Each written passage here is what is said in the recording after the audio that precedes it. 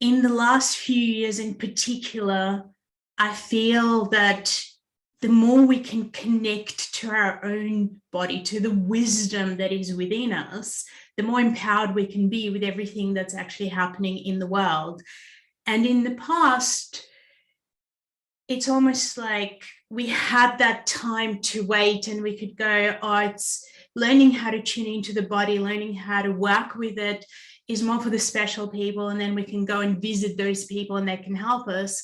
Well, I don't believe that's the case anymore. I really and truly feel that we have to become our own healer.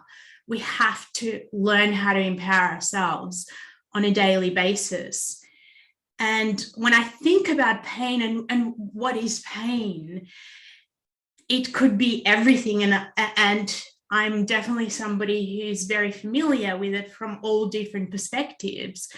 It could be mental pain where you're blocked and stuck and you just don't know how to move through something and you just keep going round and round in circles.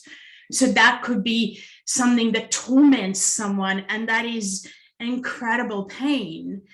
And then there could be pain of loss, whether it's losing somebody you love or divorce or separation, pain of sickness, pain of moving countries, pain of abuse, right? There's so much pain that we experience, pain of watching somebody else suffer and struggle and feeling like, I don't know what to do to help them.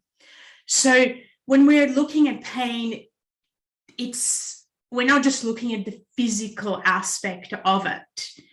And we're looking at everything that creates it and how we start to meet it, how we start to transform it, how we start to, and I love using this word, how do we start to befriend our body, our pain, our life, our destiny, and everything that happens to us, as opposed to pushing it away and resisting it.